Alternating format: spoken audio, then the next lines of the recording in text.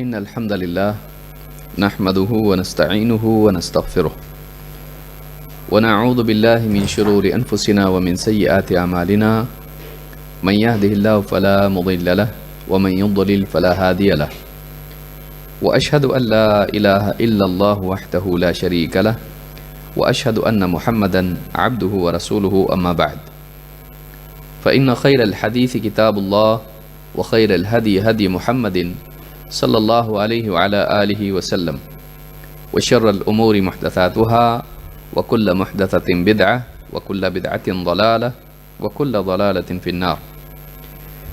قال الله تبارك وتعالى الرجال قوامون على النساء. قابل احترام اور بہنوں، تحفۃ النساء اس کورس کے تحت خواتین سے متعلق نبی کریم صلی اللہ علیہ وسلم کی احادیث کا مطالعہ ہم کر رہے ہیں۔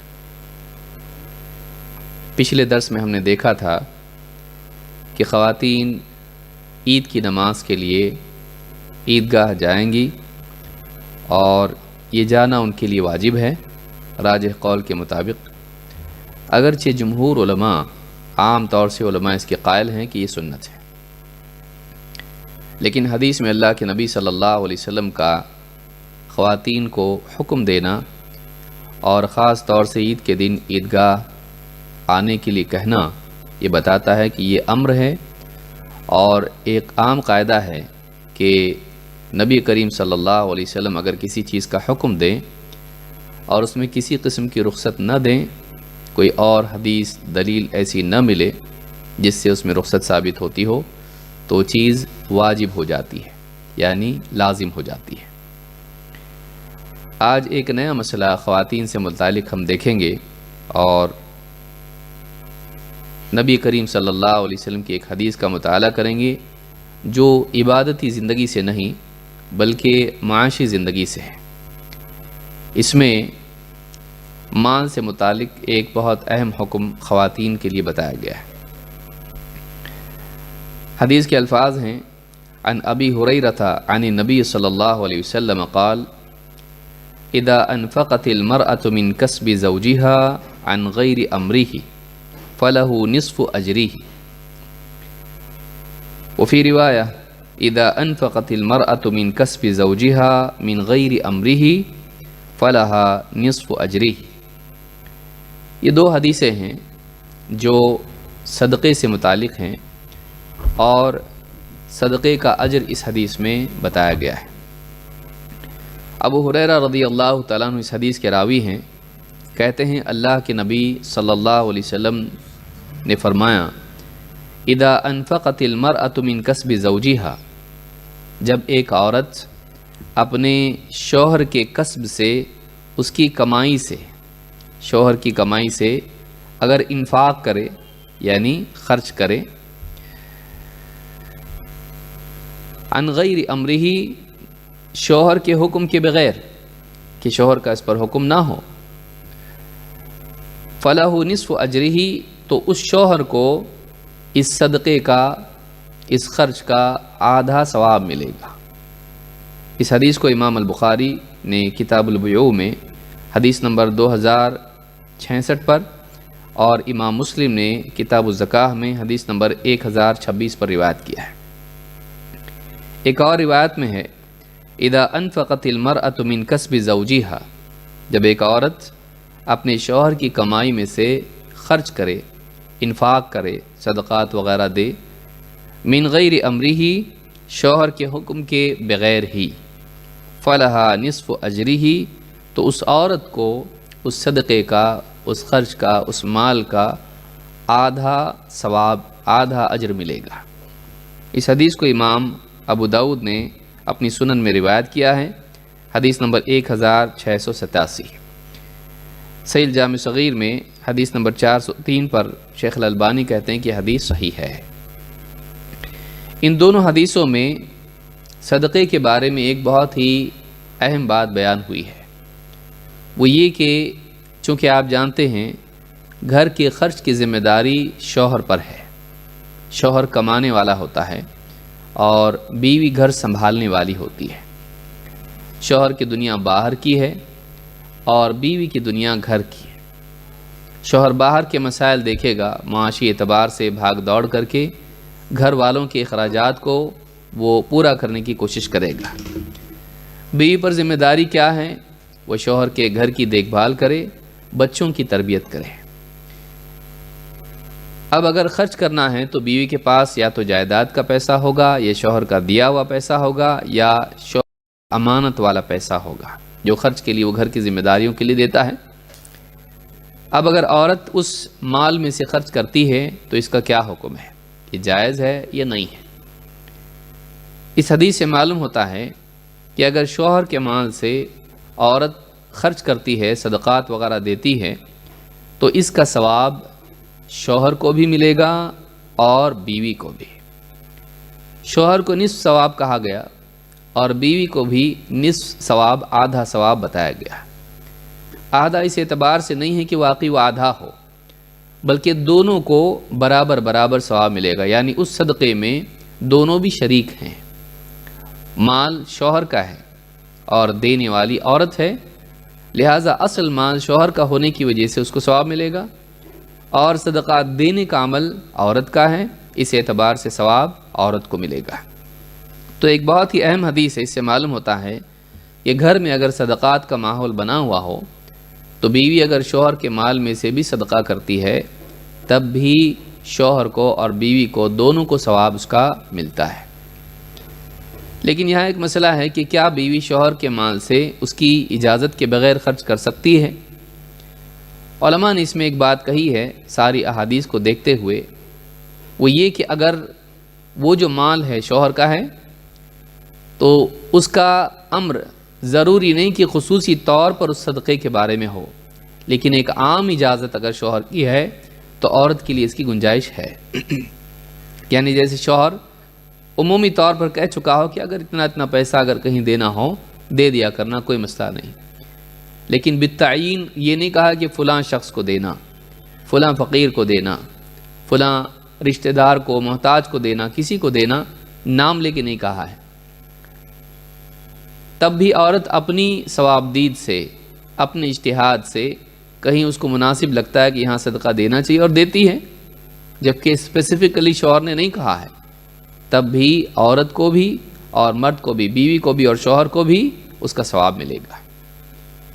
لیکن اگر شوہر نے اجازت نہیں دی ہے تو ایسی صورت میں عورت کے لیے اس بات کی گنجائش نہیں کہ وہ شوہر کے مال میں سے صدقات کرے، کیونکہ مال اس کا ہے، اس کی اجازت ہونا ضروری ہے، الا یہ کہ ایسی چیزیں ہوں جو عرف کے اعتبار سے دینے میں کوئی حرج نہیں ہوتا ہے۔ جیسے کوئی فقیر آ گیا اور ایک دو روٹیاں اس کو دے دیں، کھلا دیا، تو ہمارے یہاں پر معمول میں یہ چیز ہے کہ اس کو کوئی بڑی چیز سمجھا نہیں جاتا ہے اور لوگ اس کو انڈرسٹینڈ کرتے ہیں، لوگ اس کو سمجھتے ہیں۔ 5-10 روپیہ کسی فقیر کو دینا، شوہر اس پر ڈانٹتا نہیں ہے، کیونکہ یہ چیز ایسی ہے نہیں کہ جس میں بہت بڑا کوئی مسئلہ ہوتا ہو۔ تو اگر اس طرح کی صدقات ہوں جو سگنیفیکنٹ نہیں ہوں تو اس میں بھی کوئی حرج نہیں ہے، لیکن اگر کوئی بڑی رقم عورت دیتی ہے اور وہ شوہر کے مال میں سے ہے تو اس کا اذن پرانا، یعنی ماضی میں کہیں نہ کہیں اس کی اجازت اس کی ہونی چاہیے۔ جیسے شوہر ایک عمومی طور سے بیوی سے کہے کہ اگر کوئی ضرورت مند آ جاتا ہے اور 1000 روپے بھی تم دے دو تو کوئی حرج نہیں، اس سے زیادہ مجھ سے پوچھ لینا۔ اب اس کے بعد اگر کوئی ضرورت مند آتا ہے جس کو 2000 روپیوں کی ضرورت ہے تو اس کا کام ہوگا کہ وہ شوہر سے پوچھے، اگر اس سے کم ہے تو ضروری نہیں کہ وہ شوہر سے اجازت لے، کیونکہ پچھلی اجازت اس کی ہے، خصوصی طور پر نہیں ہے نام لے کر، لیکن ایک عام اذن اس کا ہے۔ تو یہ بات ابن حجر رحمہ اللہ نے اس حدیث کے ضمن میں فتح الباری میں کہی ہے۔ فرماتے ہیں یہاں یہ سوال پیدا ہوتا ہے کہ آج آدھا اجر کا کیا مطلب ہے؟ ابن حجر رحمہ اللہ فرماتے ہیں المعنى بالنصف فی حدیث ابی ہریرہ ان اجرہ و اجرہا اذا جمع کان لها النصف من ذلك، کہتے معنی یہ ہے اس حدیث کا کہ اگر دونوں کا اجر ملا دیا جائے اور ایک اجر ہو جائے تو دونوں کے لیے آدھا آدھا ہو جاتا ہے۔ فَلِكُلٍّ مِّنْهُمَا أَجْرٌ كَامِلٌ وَهُمَا اثْنَانِ فَكَأَنَّهُمَا نِصْفَانِ، کہتے ہیں کہ ہر ایک کو اپنا اجر ملے گا اور دونوں کا ملا کے اجر کامل ہو جاتا ہے۔ اس اعتبار سے چونکہ وہ 2 اجر ہیں لہٰذا اس کو آدھا آدھا کہا گیا ہے۔ تو اس حدیث سے بات معلوم ہوتی ہے کہ اگر گھر کے معاملات میں اگر عورت صدقات وغیرہ کرتی ہے تو اس کا ثواب شوہر کو بھی ملتا ہے، اس لیے کہ اس کی اجمالی طور پر نیت پہلے سے موجود تھی اور اس نے بول دیا تھا اس طرح سے، لیکن ضروری نہیں کہ ہر مرتبہ وہ بولے تبھی اس کو ثواب ملے گا، بلکہ اس نے اگر ایک مرتبہ کہہ دیا ہے اور عورت صدقات وغیرہ اس کی اجازت کے بغیر بھی کر لیتی ہے تو ایسے صدقات کا اس عورت کو بھی اور مرد کو بھی ثواب ملے گا۔ اس کے لیے ضروری ہے جسے ہم نے کہا کہ ایسا صدقہ نہ ہو جو سگنیفیکنٹ ہو، بہت بڑا ہو، جس سے شوہر کو حرج ہوتا ہو، نقصان ہوتا ہو۔ ایک حدیث سے اس کی تائید ہوتی ہے، اللہ کے نبی صلی اللہ علیہ وسلم فرماتے ہیں، حضرت عائشہ اس کی راویہ ہیں، اذا انفقت المرأة من طعام بیتها غیر مفسدۃ، اگر ایک عورت اپنے گھر میں سے کھانا صدقے میں دیتی ہے یا کسی اور کو دیتی ہے، انفاق کسی غریب کو دینے کے لیے بھی آتا ہے اور کسی ضرورت مند کو دینے کے لیے بھی آتا ہے، اور ایسے ہی کسی کو ہدیۃً دینے کے لیے بھی آ سکتا ہے، انفاق عام ہوتا ہے۔ تو اذا انفقت المرأة من طعام بیتها غیر مفسدۃ، کہ وہ بگاڑ کے طور پر نہ ہو، یعنی نقصان پہنچاتے ہوئے نہ ہو، مفسدہ وہ نہ ہو، غیر مفسدۃ کان لها اجرها بما انفقت، اس عورت کو اس انفاق کا، اس صدقے کا اجر ملے گا، ولزوجها بما کسب، اور اس شوہر کو اس کمائی کا، مال کا ثواب ملے گا، اس کو صدقے کا اور اس کو کمانے کا، چونکہ وہ صدقہ بغیر مال کے نہیں ہو سکتا تھا اور وہ صدقے والے عمل کے بغیر نہیں ہو سکتا تھا، لہٰذا یہ 2 ہاف ہو گئے، 2 پہلو ہوئے کہ ایک نے کمایا اور ایک نے خرچ کیا، تو دونوں کو اپنا اپنا اجر ضرور ملے گا۔ وللخازن مثل ذلك، اور خازن کا بھی ایسا ہی معاملہ ہے، اگر کوئی خزانہ ہوتا ہے اور اس میں وہ سنبھال کے رکھنے کی ذمہ داری اس پر ہوتی ہے تو اس میں سے اگر وہ ضرورت مندوں کو دیتا ہے، جبکہ مالک نے کہہ دیا ہو اگر کوئی ضرورت مند آتا ہے تو اس کو اتنا دے دینا، چاہے وہ بیوی نہ ہو، بیت المال ہے یا کہیں اور کوئی معاملہ ہے، اگر کسی مالک نے ایک شخص کو خازن مقرر کیا ہے، خازن خزانے کی نگرانی کرنے والا، اکاؤنٹ کو مینٹین کرنے والا، تو اگر کوئی ایسا ہے جس کے ہاتھ میں یعنی تجوری کی چابی ہے، اس کے پاس پیسہ ہے، جمع رہتا ہے، اگر کوئی مالک کوئی کمپنی کا ہو، کوئی ادارے کا ہو، اگر اس نے ایک عمومی حکم دے دیا ہو کہ اگر کوئی ضرورت مند آتا ہے تو اس کو دے دینا، تو اگر وہ اپنے طور پر اجتہاد کر کے دیتا ہے تو ہر مرتبہ ضروری نہیں کہ وہ مالک سے اجازت لے، تو اس کو بھی ایسا ہی ثواب ملے گا۔ لا ينقص بعضهم اجر بعض شیئا، ان صدقات میں سے کسی کے اجر میں سے بھی کوئی کمی نہیں ہوگی، یعنی ہر ایک کو اس کا اپنا اجر ملے گا، اس لیے کہ اس مال میں تمام لوگ شریک ہیں، کہیں نہ کہیں اس صدقے والے عمل میں ہر ایک کی شرکت موجود ہے۔ اس حدیث کو امام البخاری نے کتاب البیوع میں حدیث نمبر 2065 اور امام مسلم نے کتاب الزکاہ میں حدیث نمبر 1024 پر روایت کیا ہے۔ تو اس حدیث سے بات معلوم ہوتی ہے کہ جو خرچ کرنے کی بات آئی ہے وہ غیر مفسدۃ ہونا چاہیے، کہ وہ اس مال میں کچھ نقصان نہ پہنچا دے۔ مثلا شوہر نے کہا کہ شام کو یہ کھانا بنا کے رکھنا، بیوی نے بنا لیا اور شوہر آنے سے پہلے کوئی غریب آ گیا تو پورا مال اس کو، پورا کھانا اس کو دے دیا، تو یہ چیز مناسب نہیں ہے، کیونکہ یہ ضرورت کو ضائع کر کے اس نے کیا، جو شوہر کی ضرورت تھی اس کو ختم کر کے کیا۔ ہاں اگر دونوں میں انڈرسٹینڈنگ ایسی ہے کہ شوہر کہے بھائی کوئی اگر آ جائے تو دے دینا، کوئی مسئلہ نہیں، ہم باہر کھا لیں گے، کبھی ایسا ہو جائے تو اذن عام اس کا ہے، یعنی اس کا اس صدقے سے پہلے ہی سے ایک اجازت اس کی موجود ہے کہ کبھی کوئی ضرورت مند آ جائے تو یہ کر لینا، کوئی مسئلہ نہیں، مجھ کو کوئی پریشانی نہیں ہے۔ اگر ایسا ہے کہ اجازت اس کی پرانی پچھلی ہے تب تو ٹھیک، ورنہ نہیں کرنا چاہیے۔ اس میں شوہر بھی بخل نہ کریں، اگر واقعی بیوی خرچ کرتی، بعض شوہر بہت کنجوس قسم کے ہوتے ہیں کہ بیوی کو بالکل بھی اجازت نہیں دیتے ہیں، یہ بھی اچھی بات نہیں ہے، بلکہ اس حدیث سے معلوم ہوتا ہے کہ فساد اگر نہیں ہے تو عورت کے لیے گنجائش ہے۔ بعض شوہروں کا حال ہوتا ہے مجھ سے پوچھے بغیر کچھ بھی نہیں دینا، گھر میں سے نمک بھی نہیں دینا، تو یہ تو وَيَمْنَعُونَ الْمَاعُونَ کے حکم میں آتا ہے۔ ایسے لوگ جو بالکل معاون، جو یسیر چیز ہو، ہلکی پھلکی چیز ہو، جس سے کوئی بوجھ نہیں ہوتا ہو، کہ تم روٹی کا آدھی روٹی بھی نہیں دینا کسی کو میرے پوچھے بغیر، تو یہ اچھا انسان نہیں ہے، ایسا انسان بااخلاق انسان نہیں ہے، اور ایسا انسان کیسے کہا جا سکتا ہے کہ واقعی وہ آخرت پر ایمان رکھتا ہے؟ کیونکہ اللہ تعالیٰ نے أَرَأَيْتَ الَّذِي يُكَذِّبُ بِالدِّينِ، کیا تم نے اس شخص کو دیکھا ہے کہ جو بدلے کے دن کا انکار کرتا ہے؟ تو جو آخرت کے دن کا انکار کرتا ہے اس میں جو برائیاں ہوتی ہیں، اللہ تعالیٰ نے اس صورت میں وہ برائیاں ذکر کی ہیں، اور اخیر میں کہا کہ فَوَيْلٌ لِّلْمُصَلِّينَ الَّذِينَ هُمْ عَنْ صَلَاتِهِمْ سَاهُونَ الَّذِينَ هُمْ يُرَاءُونَ وَيَمْنَعُونَ الْمَاعُونَ۔ تین باتیں ان کی بیان کی ہیں کہ بربادی ہے نمازیوں کے لیے۔ تو پہلا بگاڑ کہاں آئے گا؟ آخرت میں شک یا آخرت پہ یقین میں کمزوری کا نتیجہ کیا ہوگا؟ نمبر ایک، ان کی نماز میں بگاڑ ہوگا، کہ نماز میں خرابی ہوگی اوقات کے اعتبار سے۔ الذین هم عن صلاتهم ساہون، یہ اپنی نمازوں کے بارے میں لاپرواہ ہیں، پڑھ لیا نہیں پڑھا نہیں پڑھا، وقت کی کوئی رعایت نہیں۔ نمبر دو، پڑھیں گی بھی تو ریاکاری ہوگی۔ الذین هم یراؤون، اللہ کے لیے نہیں، لوگوں کے لیے۔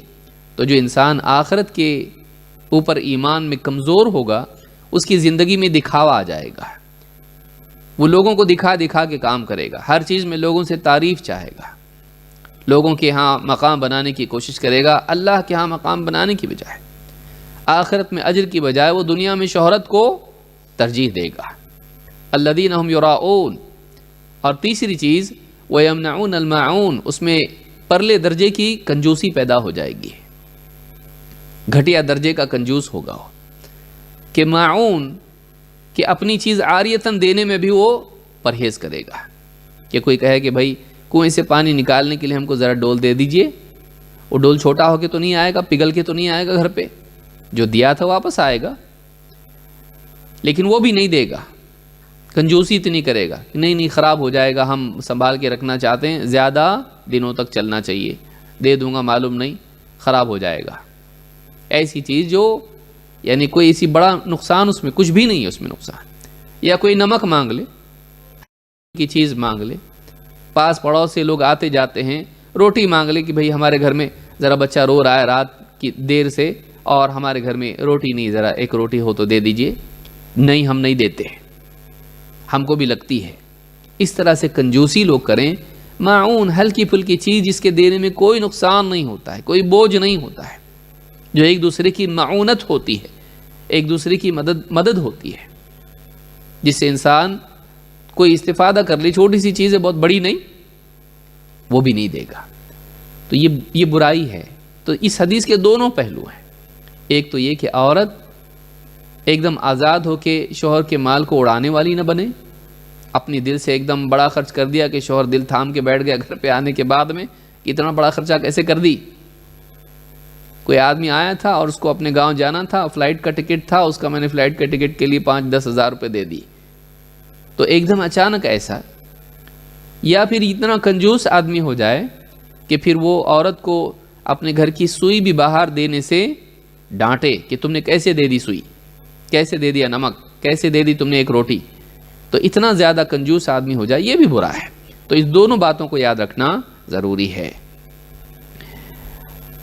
یہاں ایک مسئلہ یہ پیدا ہوتا ہے کہ جب ایسا معاملہ ہے تو کیا عورت اپنا مال شوہر کی اجازت کے بغیر خرچ کر سکتی ہے یا نہیں؟ یہ ایک ایسا مسئلہ ہے جس میں اہل علم کے درمیان اختلاف ہے۔ جمہور اس طرف ہیں، عام طور سے علماء اس طرف ہیں کہ ایک عورت جو اس کا اپنا مال ہے، اگر وہ سمجھدار عورت ہے تو وہ اپنی مرضی سے، اپنے اجتہاد سے، اپنی انڈرسٹینڈنگ سے جو اس کو مناسب لگتا ہے اپنے مال میں سے خرچ کر سکتی ہے۔ بعض اہل علم اس طرف بھی گئے ہیں کہ نہیں، عورت کو چاہیے کہ کوئی واقعی سگنیفیکنٹ، کوئی واقعی ایک رقم عورت خرچ کر رہی ہے جو معنی رکھتی ہے، تو اس کے لیے عورت کو اپنے شوہر سے بھی اجازت لینا چاہیے، الا یہ کہ وہ ہلکا پھلکا عرف کے اعتبار سے خرچ ہوتا ہے تو اس کی اتنی کوئی بڑی بات نہیں ہے کہ پڑوس میں مثلا سالن بھیج دیا یا اس طرح کی چیز ہے، یہ کوئی بڑی چیز نہیں ہوتی ہے۔ لیکن کوئی واقعی خرچ عورت کرتی ہے تو اس کے لیے ضروری ہے کہ وہ شوہر کی اجازت لے، چاہے مال اس کا اپنا ہو۔ یہ دو الگ الگ چیزیں ہیں، دونوں کے پاس اپنی اپنی دلیل ہے۔ آج کے درس میں ہم انشاءاللہ ان کی یہی دلیلیں دیکھیں گے، اور مقصود ہمارا یہی ہے کہ قرآن و سنت کے دلائل ہم دیکھیں اور ان سے ہم یعنی نتیجہ لینے والے بنیں۔ دین کو گہرائی کے ساتھ سیکھنا یہ بہت ضروری ہے۔ اللہ کے نبی صلی اللہ علیہ وسلم فرماتے ہیں من یرید اللہ بہ خیرا یفقہ فی الدین، من یرید اللہ بہ خیرا یفقہ فی الدین، اللہ تعالیٰ جس کے ساتھ خیر کا ارادہ کرتا ہے اسے دین کی گہری سمجھ عطا فرماتا ہے۔ آئیے دیکھتے اس بارے میں دلیلیں کیا ہیں۔ اللہ کے رسول صلی اللہ علیہ وسلم کی ایک حدیث ہے جو اس اختلاف کا سبب ہے، اور کئی الفاظ کے فرق کے ساتھ مختلف روات سے یہ حدیث آئی ہے۔ اللہ کے رسول صلی اللہ علیہ وسلم فرماتے ہیں لیس للمرأة ان تنتهك شيئا من مالها الا باذن زوجها، کسی عورت کے لیے اس بات کی گنجائش نہیں ہے کہ ان تنتهك شيئا من مالها، کہ وہ اپنے مال میں سے کچھ حصہ کھپا دے، تنتهك کھپا دینا، خرچ کر دینا، خرچ کر ڈالنا، ان تنتهك شيئا من مالها الا باذن زوجها، ہاں مگر یہ کہ اس کے شوہر کی اجازت ہونی چاہیے۔ اس حدیث کو امام الطبرانی نے روایت کیا ہے، اور صحیح الجامع صغیر میں شیخ الالبانی کہتے ہیں کہ یہ حدیث صحیح ہے، حدیث نمبر 5424۔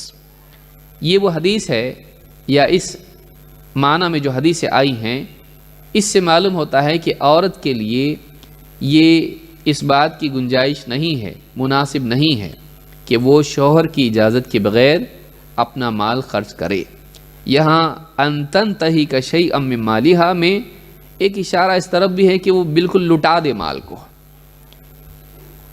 ایک اور روایت ہے، اللہ کے رسول صلی اللہ علیہ وسلم فرماتے ہیں، یہ ایک دوسری روایت ہے اور دوسرے صحابی سے ہے، دو الگ الگ صحابہ سے یہ روایت آئی ہے، لا تجوز لامرأة ہبة من مالها الا باذن زوجها اذا ملک زوجها عصمتها، کسی عورت کے لیے یہ جائز نہیں، کیا جائز نہیں؟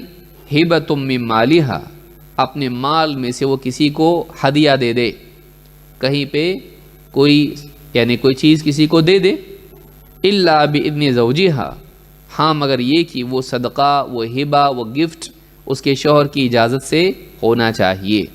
اذا ملک زوجها عصمتها، جب کہ اس کا شوہر اس کی عصمت کا مالک ہے، یعنی عورت اپنے شوہر کے ماتحت ہوتی ہے، اور عورت کی عزت شوہر کے تابع ہوتی ہے۔ اس اعتبار سے جب اس کی عزت کا وہ رکھوالا ہے تو اس کا مال اپنے آپ اس کی ماتحتی میں آ جاتا ہے، تو عورت اپنے شوہر کی ماتحتی میں ہوتی ہے۔ الرجال قوامون علی النساء، مرد عورتوں پر قوام ہیں، ان کے اوپر حاکم ہیں، ان کے اوپر نگراں ہیں۔ ایک فیملی میں، ہر آرگنائزیشن میں، ہر تنظیم میں، کہیں نہ کہیں حکومتوں میں بھی کوئی نہ کوئی ایک سرپرست اور ذمہ دار ہونا پڑتا ہے اور ہوتا ہے۔ اسی طرح سے گھر کا بھی معاملہ ہوتا ہے، اس لیے کہ گھر بھی ایک چھوٹی سی آرگنائزیشن ہے، وہاں بھی ایک نظام ہوتا ہے۔ اس نظام میں حاکم کون ہے؟ اس نظام میں حاکم شوہر ہوتا ہے، تو اللہ رب العالمین نے اس کو ذمہ داری دی ہے۔ شوہر کی موجودگی میں بیوی گھر میں حاکم ہوتی ہے، غیر موجودگی میں بیوی حاکم ہوتی ہے، لیکن شوہر کی موجودگی میں اور اوور آل جو گھر کا ذمہ دار اور سرپرست ہے وہ شوہر ہے۔ تو کسی عورت کے لیے یہ مناسب نہیں، اور اس حدیث سے معلوم ہوتا ہے لا تجوز، اس کے لیے جائز نہیں ہے کہ وہ شوہر کی اجازت کے بغیر اپنے مال میں سے کچھ ہبا کر دے. ہاں شوہر سے اجازت لے کر وہ کر سکتی ہے. امام احمد، نسائی اور ابن ماجہ نے، اور اسی طرح سے امام ابن ماجہ نے ایک دوسری سند سے دوسرے صحابی سے یہ روایت نقل کی ہے. صحیح الجامع صغیر حدیث نمبر 7238. شیخ الالبانی کہتے ہیں کہ حدیث صحیح ہے. یہ دو حدیثیں ایسی ہیں جن سے معلوم ہوتا ہے کہ عورت کے لیے یہ مناسب نہیں کہ وہ اپنے مال میں سے بڑی رقم خرچ کرے، سگنیفیکنٹ مال خرچ کرے شوہر کی اجازت کے بغیر. اس مسئلے سے، اس حدیث سے امام شیخ ابن عثیمین رحمہ اللہ فرماتے ہیں استدلال کرتے ہوئے، والحدیث معناه واضح، اس حدیث کے میننگ، معنی واضح ہیں. یعنی فلا تتبرع ولا تبیع ولا تؤجر ولا تتصدق بل ظاہرہ ولا تزکی الا باذن الزوج لانہ ملک عصمتہا. حدیث کے معنی بالکل واضح ہیں کہ ایک عورت کے لیے یہ گنجائش نہیں کہ وہ تبرع کریں، یعنی وصیت کریں، یا اسی طرح سے بیچے یا خریدیں، بڑی رقم دے دیں کچھ خریداری میں، ولا تؤجر، یا یعنی اجرت کے طور پر دے، ولا تتصدق، یا پھر صدقے کے طور پر مال خرچ کریں شوہر کی اجازت کے بغیر. بل ظاہرہ ولا تزکی، بلکہ ظاہر حدیث کا یہ ہے کہ زکوٰۃ بھی وہ نہ دے الا باذن الزوج، شوہر کی اجازت کے بغیر. لأنہ ملک عصمتہا، اس لیے کہ وہ اس عورت کے اوپر حاکم ہے، اس کی عزت، اس کے عصمت اس کے تابع ہے، یعنی اس کے نکاح میں ہے، عورت اس کے نکاح میں ہے، لہٰذا اس کی ماتحتی میں وہ ہے. تو فتح ذی الجلال والاکرام میں یہ بات اس حدیث کا ذکر کرنے کے بعد شیخ ابن عثیمین رحمہ اللہ نے کہی ہے. تو اس حدیث سے معلوم ہوتا ہے کہ بعض اہل علم اس طرف گئے ہیں کہ عورت کے لیے جائز نہیں کہ وہ کوئی رقم اپنے شوہر کی اجازت کے بغیر خرچ کر ڈالیں، یا صدقے میں دیں، یا اس کی وصیت کر دے، کسی کو عطا کر دے. بلکہ زکوٰۃ کے بارے میں بھی بعض علماء کا کہنا ہے کہ وہ زکوٰۃ بڑی نکالے تب بھی شوہر سے اس بارے میں مشورہ کر لے.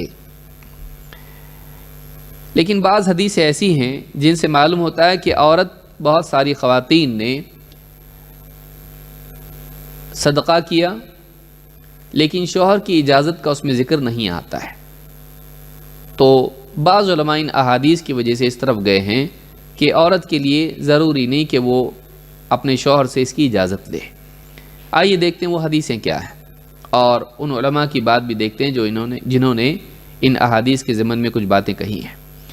زینب رضی اللہ تعالیٰ عنہ، جو عبداللہ ابن مسعود رضی اللہ تعالیٰ عنہ کی بیوی ہیں، کہتی ہیں قال رسول اللہ صلی اللہ علیہ وسلم تصدقنا یا معشر النساء ولو من حلیکن، صدقہ کرو اے عورتوں، ولو من حلیکن، چاہے وہ تمہارے زیورات ہی میں سے کیوں نہ ہو. حلی زیورات کو کہتے ہیں. صدقہ کرو چاہے صدقے میں تم زیورات ہی دے دو. قالت فرجعت الى عبداللہ، کہتی ہیں کہ میں لوٹی گھر تو عبداللہ ابن مسعود رضی اللہ تعالیٰ سے میں نے کہا فقلت انک رجل خفیف ذات الید، آپ ایک ایسے انسان ہیں جن کے ہاتھ میں زیادہ پیسہ نہیں ہے، ان کا ہاتھ ہلکا ہے اور مالی اعتبار سے کمزور ہیں. وَإِنَّ رسول اللہ صلی اللہ علیہ وسلم قد امرنا بالصدقۃ، اور اللہ کے رسول صلی اللہ علیہ وسلم نے ہمیں صدقے کا حکم دیا ہے. فَأْتِهِ فَاسْأَلْهُ، تو جائیے اللہ کے رسول صلی اللہ علیہ وسلم سے پوچھیے. فَإِنْ كَانَ ذَلِكَ يَجْزِي عَنِّي وَإِلَّا صَرَفْتُهَا إِلَى غَيْرِكُمْ، اگر آپ کو میں صدقہ دے دوں چلتا ہو تو ٹھیک، ورنہ میں کسی اور کی طرف یہ صدقہ پھیر دوں گی. صدقے کا ایک جنرل حکم آیا ہے نبی سے. اگر آپ مالی اعتبار سے فائنینشلی آپ سٹیبل نہیں ہو، مالدار نہیں ہو، محتاج ہو، اور میرے پاس مال ہے، عجیب بات ہے اس زمانے میں دیکھیے بیویوں کے پاس مال ہے، شوہر کے پاس نہیں. تو کہا، بیوی نے گھر پہ آگے شوہر سے کہا کہ آپ جا کے پوچھیے اللہ کے نبی صلی اللہ علیہ وسلم سے، اگر آپ کو چلتا ہو تو میں آپ کو دے دیتی ہوں، اور اگر نہیں تو میں اس کو کسی اور کو دے دیتی ہوں۔ قالت فقال لی عبداللہ بل ائتیہ انت، حضرت عبداللہ ابن مسعود رضی اللہ تعالیٰ نے بیوی سے کہا، نہیں بلکہ تم ہی جا کر پوچھ لو، تم ہی جا کر پوچھو، تم ہی جاؤ، بل ائتیہ انت۔ قالت فانطلقت، کہتی ہیں کہ ٹھیک میں گئی۔ فَإِذَا امرأة من الانصار بباب رسول اللہ صلی اللہ علیہ وسلم حاجتی حاجتها، تو اللہ کے نبی صلی اللہ علیہ وسلم کے دروازے کے باہر ایک انصاری خاتون بھی کھڑی تھی، اور ان کی بھی وہی ضرورت تھی جو میری تھی، وہ بھی وہی پوچھنے کے لیے آئی تھیں جو میں پوچھنے کے لیے گئی تھی۔ حاجتی حاجتها، میری بھی وہی حاجت تھی جو ان کی حاجت تھی۔ قالت وکان رسول اللہ صلی اللہ علیہ وسلم قد القیت علیہ المہابہ، کہتے ہیں کہ اللہ کے نبی صلی اللہ علیہ وسلم کی شخصیت ایسی تھی کہ گویا آپ کے اوپر ایک ہیبت ڈال دی گئی تھی، ایک بہت ہی رعب دار شخصیت اللہ کے نبی صلی اللہ علیہ وسلم کی تھی۔ قالت فخرج علینا بلال، فرماتی ہیں کہ حضرت بلال رضی اللہ تعالیٰ عنہ باہر نکلے آپ کے کمرے سے۔ فقلنا له ائتی رسول اللہ صلی اللہ علیہ وسلم، ہم نے حضرت بلال سے کہا جاؤ اللہ کے رسول صلی اللہ علیہ وسلم کے پاس جاؤ، فاخبرہ، اور اللہ کے رسول صلی اللہ علیہ وسلم سے اس بات کی خبر دو، ان امرأتین بالباب تسألانک، دو عورتیں دروازے پر کھڑی ہیں اور وہ کچھ پوچھنا چاہتی ہیں۔ اتجزئ الصدقۃ عنہما علی ازواجہما، کیا وہ اگر اپنے شوہروں پر صدقہ کریں تو کیا ان کا صدقہ ادا ہو جائے گا؟ اتجزئ الصدقۃ عنہما علی ازواجہما وعلی ایتام فی حجورہما، اور جو ان کی نگہداشت میں یتیم ہیں ان پر وہ صدقہ چل جائے گا۔ ولا تخبرہم من نحن، اور دیکھو بتانا مت کہ ہم لوگ کون ہیں، نام لے کے مت بتانا کون ہے۔ ولا تخبرہم من نحن، ہم کون ہیں بتانا مت، خالی جا کے ایک جنرل سوال پوچھ لینا۔ قالت فدخل بلال علی رسول اللہ صلی اللہ علیہ وسلم فسألہ، حضرت بلال گئے اللہ کے نبی صلی اللہ علیہ وسلم کے پاس اور آپ سے مسئلہ پوچھا، جیسا کہا تھا ویسا کہا۔ فقال رسول اللہ صلی اللہ علیہ وسلم من ہما، آپ نے پوچھا کون ہیں وہ دونوں عورتیں کون ہیں جو مسئلہ پوچھ رہی ہیں؟ فقال امرأۃ من الانصار وزینب، اب کیا مجال ہے حضرت بلال کی کہ نہ بتائیں پوچھنے والا کون؟ اللہ کے رسول صلی اللہ علیہ وسلم۔ تو کہا کہ ایک انصاری خاتون ہیں اور ایک زینب ہے۔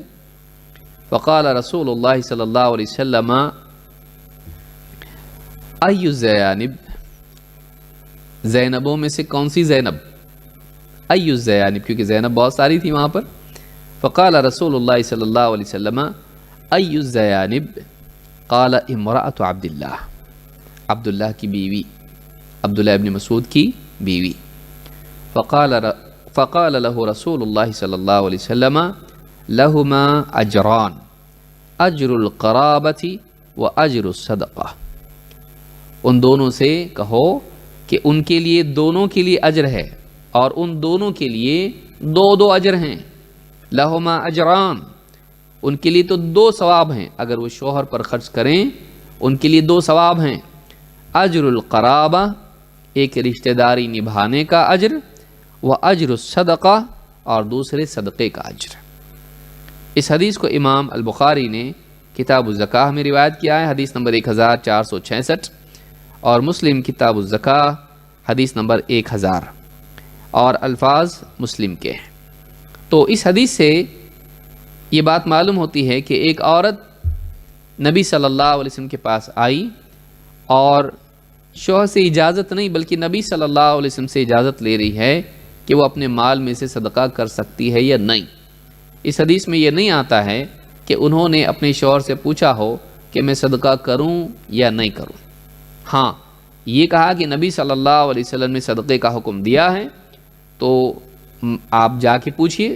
الٹے بیوی اپنے شوہر کو حکم دے رہی ہے کہ آپ جائیے جا کے پوچھیے نبی صلی اللہ علیہ وسلم سے آپ کو میرا صدقہ چلتا گیا, اگر نہیں چلتا ہے تو میں کسی اور کو دے دوں گی. شوہر نے کہا تم ہی جا کے پوچھو. کتنا خراب لگے کہ جا کے پوچھو میری بیوی کا صدقہ مجھ کو چلتا ہے کیا. تو کہا کہ تم ہی جا کے پوچھ لو. وہ گئیں, پوچھا. آپ نے بھی یہ نہیں پوچھا کہ تم نے اپنے شوہر کی اجازت لی ہے یا نہیں لی ہے. تو انہوں نے بھی اس طرح کی کوئی بات نہیں کہی. تو ڈائریکٹلی اللہ کے نبی صلی اللہ علیہ وسلم نے گویا کہ اختیار ان کو مانا کہ وہ اپنا صدقہ خود کر سکتی ہیں اپنے مال میں سے. تو یہ وہ دلیل ہے جو بعض اہل علم نے لی ہے. کہا کہ اس میں کوئی ذکر نہیں ہے نبی صلی اللہ علیہ وسلم نے صدقے کا حکم عورتوں کو دیا, یہ نہیں کہا شوہروں سے پوچھو. پھر بیوی نے اپنے شوہر سے پوچھا, اس کا بھی کوئی ذکر نہیں. پھر آئی واپس سے اللہ کے نبی صلی اللہ علیہ وسلم سے پوچھ رہی ہیں, آپ نے پھر بھی نہیں کہا اپنے شوہر کی اجازت لی کہ نہیں لی. تو کہا کہ ان احادیث میں اجازت کا نہ لینا اس بات کی دلیل ہے کہ عورت کو اجازت کی ضرورت نہیں ہے. یہ بعض علماء کا قول ہے, بعض علماء نے اس سے دلیل لی ہے. اور بھی دلیلیں ہیں. قریب جو ابن عباس رضی اللہ تعالیٰ عنہما کے مولا ہیں, کہتے ہیں, مولا سے مراد غلام, آزاد کیا ہوا غلام, ان میمونۃ بنت الحارث اخبرتہ, میمونہ بنت حارث رضی اللہ تعالیٰ عنہ نے انہیں بتایا, انہا اعتقت ولیدتن, انہوں نے ایک غلام عورت آزاد کر دی جو ان کی ماتحتی میں تھی. ولم تستأذن النبی صلی اللہ علیہ وسلم, اور اللہ کے نبی صلی اللہ علیہ وسلم سے اس کی اجازت نہیں لی. یہاں صراحت ہے, اجازت نہیں لی. فلما كان يومها الذي يدور عليها فيه, جب ان کی باری تھی, بیوی اللہ کے نبی صلی اللہ علیہ وسلم کی, جب ان کی باری تھی اور اللہ کے نبی صلی اللہ علیہ وسلم ان کے گھر آئے تو انہوں نے کہا, قالت اشعرت یا رسول اللہ انی اعتقت ولیدتی, کہا کہ اللہ کے رسول یہ آپ کو معلوم میرے پاس جو غلام عورت تھی میں نے اسے آزاد کر دیا. قال او فعلتی, آپ نے کہا اچھا تم نے ایسا کیا. قالت نعم, کہا کہ ہاں. قال اما انکی لو اعطیتها اخوالک کان اعظم لاجرک, کہا کہ اما انکی لو اعطیتها اخوالک, اپنے رشتہ داروں کو تم دے دیتی, کزنس کو یا اس طرح سے جو بھی تمہارے چچا یا خالو, اس طرح کے جو بھی رشتہ دار ہیں تمہارے, ماموں پھوپھا جو بھی ہیں, ان لوگوں کو اگر تم دے دیتی تو کان اعظم لاجرک, یہ تمہارے لیے زیادہ اجر و ثواب کی چیز ہوتی. اس حدیث کو امام البخاری نے کتاب الہبہ میں روایت کیا ہے, حدیث نمبر 2592, اور امام مسلم نے اسے کتاب الزکاہ میں روایت کیا ہے, حدیث نمبر 999, اور الفاظ بخاری کے ہیں. اس حدیث سے بھی معلوم ہوتا ہے اور اس میں صراحت ہے کہ انہوں نے اللہ کے نبی صلی اللہ علیہ وسلم سے اس غلام کو آزاد کرنے کی, گویا کہ وہ خرچ ہے اور صدقہ ہے, تو یہ غلام بھی اس زمانے میں مال ہوا کرتا تھا, اہم ترین مال ہوتا تھا, تو اس غلام کو آزاد کر دیا. لیکن اللہ کے نبی صلی اللہ علیہ وسلم سے پوچھا نہیں, اور آپ سے بعد میں جب کہا تو آپ نے کہا کیا ایسا تم نے کیا, یعنی آپ کو اس کی پرائر انفارمیشن نہیں تھی. پھر آپ نے بعد میں کہا کہ تم اگر رشتہ داروں کو دیتی تو تمہارے لیے زیادہ اجر کی چیز ہوتی. اس سے بھی بعض علماء نے دلیل لی ہے کہ اس میں تو صراحت ہے کہ اجازت نہیں لی, تو اس سے بظاہر یہ معلوم ہوتا ہے کہ عورت کے لیے ضروری نہیں کہ شوہر سے اجازت لے. ایک اور روایت اس میں ہے, ان اسماء رضی اللہ عنہا, اسماء رضی اللہ تعالیٰ عنہ سے روایت فرماتی ہیں, قلت یا رسول اللہ, میں نے کہا اے اللہ کے رسول, ما لی مال الا ما ادخل علی الزبیر فاتصدق, میرے پاس کوئی مال نہیں سوائے اس مال کی جو زبیر رضی اللہ تعالیٰ عنہ مجھے دیتے ہیں, تو کیا میں اس میں سے صدقہ کر سکتی ہوں؟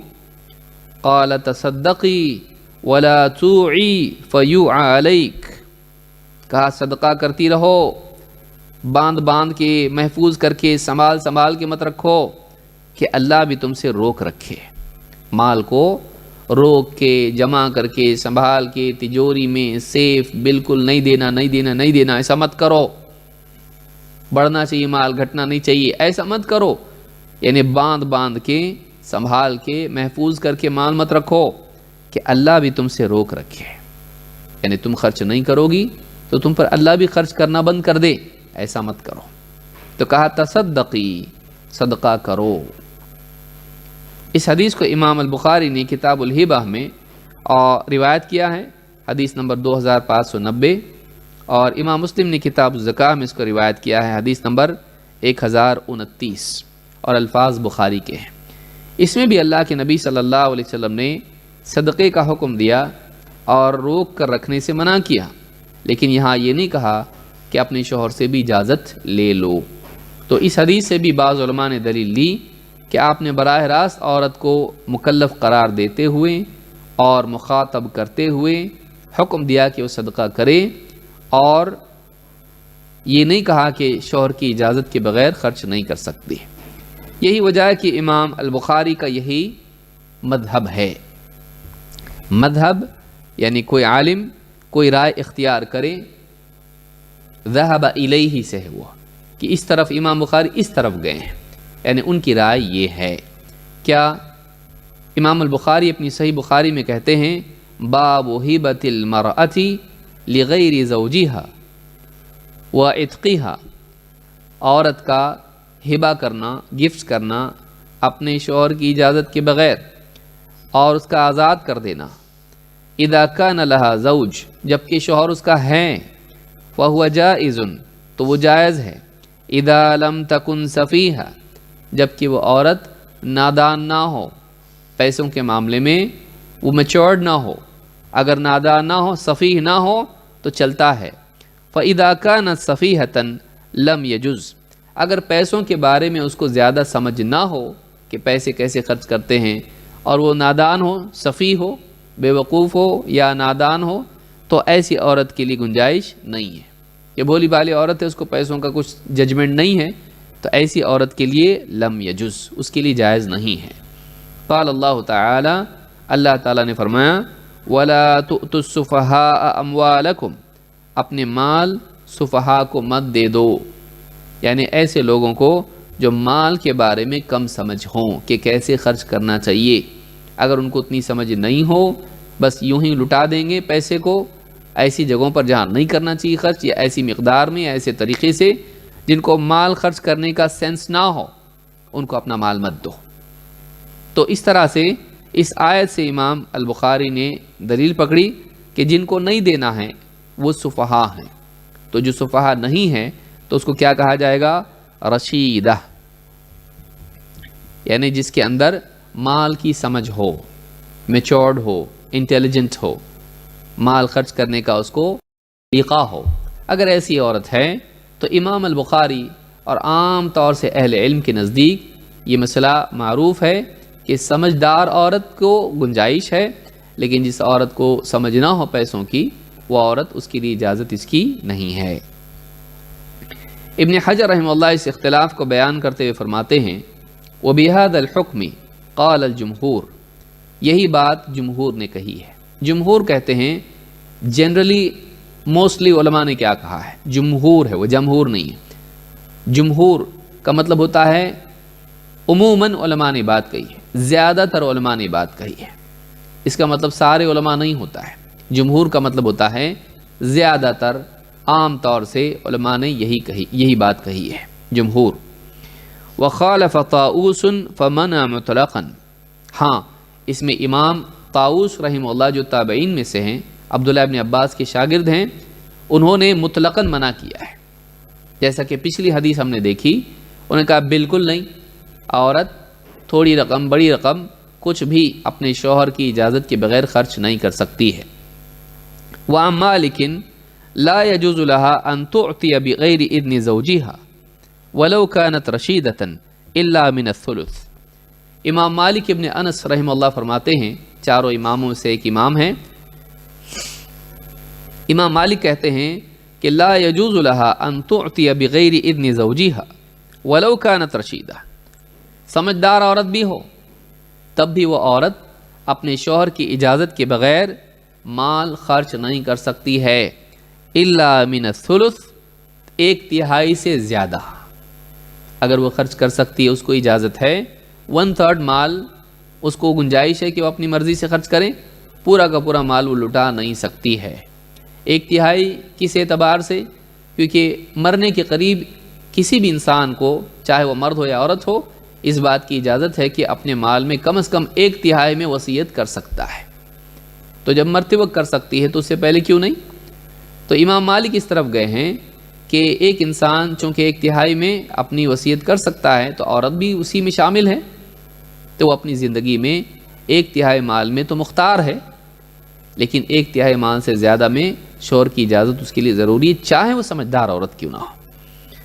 وعن اللیث لا يجوز مطلقا الا فی الشیء التافہ، کہتے ہیں کہ امام اللیث بن سعد رحمہ اللہ، جو امام شافعی کے زمانے کے ہیں اور یہ بہت بڑے اماموں میں سے ہیں، لیث بن سعد جو مصر میں رہتے تھے، اور امام شافعی رحمۃ اللہ علیہ کے بہت سارے فتوے تھے مکہ میں، لیکن جب وہ مصر گئے اور امام لیث بن سعد سے ان کی ملاقات ہوئی اور بہت ساری یعنی علمی باتیں ان کے سامنے آئیں، تو امام شافعی نے کئی مسائل میں رجوع کیا اور کئی مسائل میں اپنی پرانی رائے چھوڑ دی اور نئی تحقیق کو اپنایا، اور یہی ہمیشہ سے اہل علم کا طریقہ رہا ہے۔